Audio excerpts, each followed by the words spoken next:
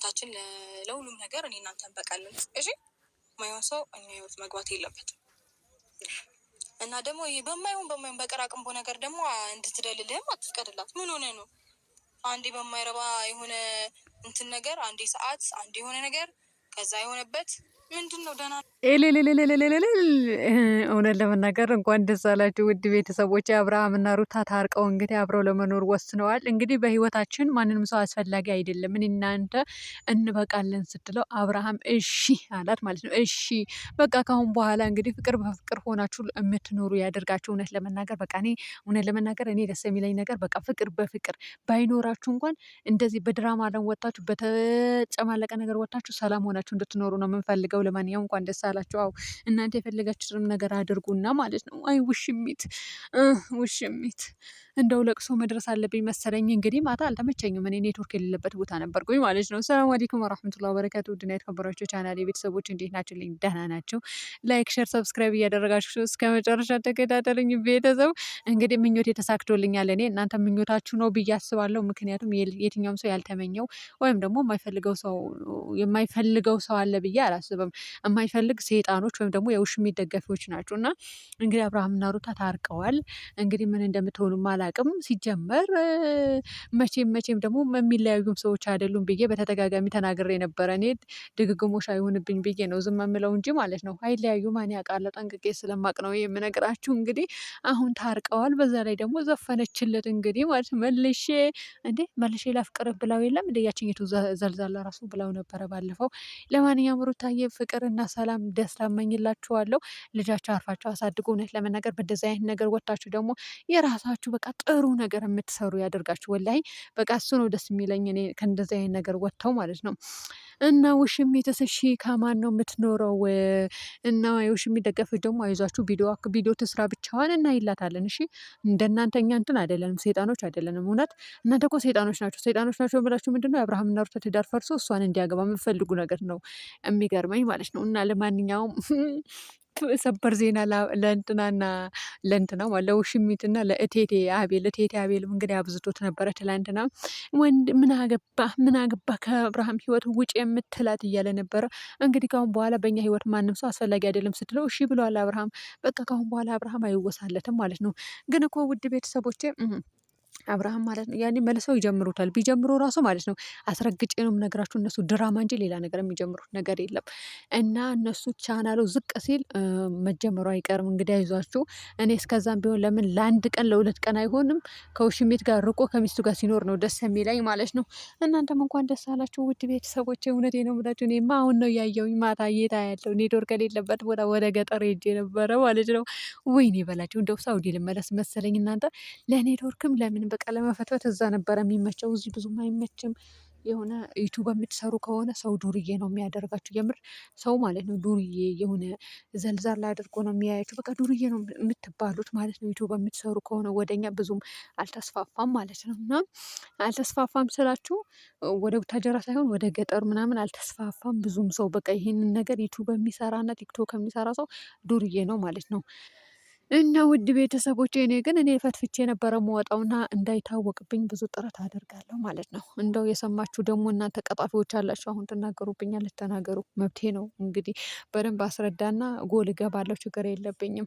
ለማንኛውም ውድ የግሬስ ፋሚሊዎች እንኳን ደስ አላችሁ እውነት ለመናገር ምክንያቱም አብርሃም እሺ ብሎ እንግዲህ ከሚስቱ ተስማምቶ የሚኖር ሰው ሆኗል ካሁን በኋላ ማለት ነው።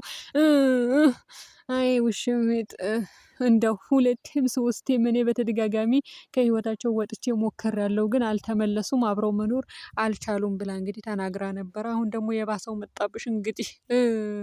አይ ሩታዬ እኔ ብልህ ናት እኮ ብልጥ ናት። በቃ ባልዋ መያዝ ባለባት ሰዓት ትይዛለች። እውነት ያችኝቱ እኮ አብዝታው ነበር እናንተ። ድራማ እንኳን ቢሰራ በዚህ ልክ የትኛዋ ሴት ናት እንደዚህ የምትሰራው? የፈጣሪ ያለ እኔ አልሰራም ነበረ ወላሂ፣ ሳልበላ ሳልጠጣ ውዬ ባደር ይሻለኛል እንጂ እንደዛ የቢድ አልሰራም ነበረ። እኔ ሞታታለሁ እንጂ ማለት ነው። እንደው እንደዚህ ራሱ ለፍልፋችሁ ዱርዬ ነው የምትባሉት ዩቲዩብ እስከሰራችሁ ድረስ ማለት ነው። እናንተ ለፍልፋችሁ ገንዘብ ታገኛላችሁ ምናምን አይደለም። በቃ የሆነ ዱርዬ ነው የምትባሉት። እንግዲህ ይቅር ይበላችሁ። አዎ እና አሽቃባጮች ማለት ነው። የውሽሚት ደጋፊዎችም ደግሞ አይዟችሁ። እውነት ለመናገር የሩታ ደጋፊዎችም የአብርሃም ደጋፊዎችም ትችላላችሁ። ግን የአብርሃም ደጋፊዎች በስንት አንዶቻችሁ ማለት ነው ከውሽሚት ጋር አንድ ሆናችሁብን ነበር አይደል? አሁን እሷን ደግፋችሁ እንትን እያላችሁ ነበር አይደል እንዴ? በቃ ለማንኛውም አይዟችሁ፣ አብርሃም ሚስቱ ነው የሚፈልገው ማለት የልጁ እናቱ ነው የሚፈልገው። ግን እኮ አብርሃም ሩታን ነው የሚፈልገው። የምር አስረግጬ ነው የምነግራችሁ ማለት ነው። አብርሃም ሩታን ነው የሚፈልገው። አይ ወይኔ በላቸው። እኔ መቼም አያገባትም ስላችሁ ጭራሽ ታርቀው ይምጡ እንዴ? እኔ አያገባትም እንኳን ለትዳር ለአዳርም አይፈልጋትም ተው ስላችሁ አልሰማም ብላችሁ ነበረ።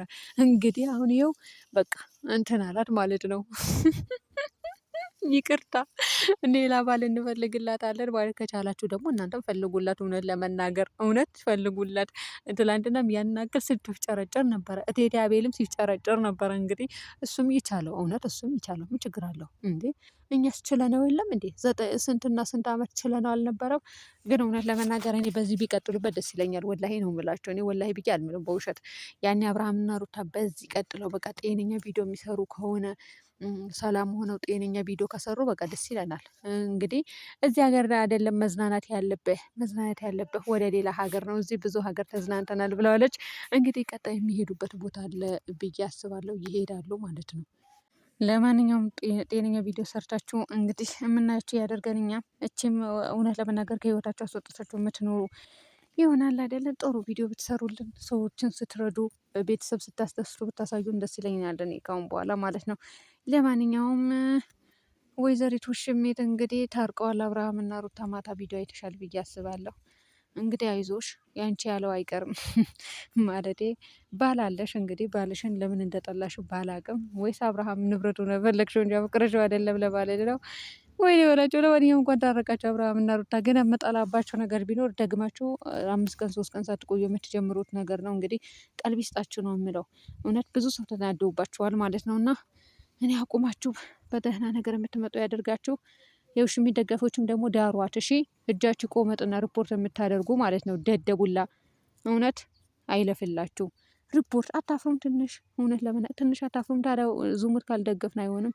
እኔ ትናንትናም ሰድቤያችኋለሁ፣ ዛሬም ሰድባችኋለሁ። ደደቡላ በዩቱብ የሚተዳደር የለም። እንደናንተ መሰልናችሁ? እንደኛ አረብ ሀገር ረግጠን እንሰራለን፣ ገንዘባችን በስርዓት እንዛለን፣ ስራችን እንሰራለን ማለት ነው።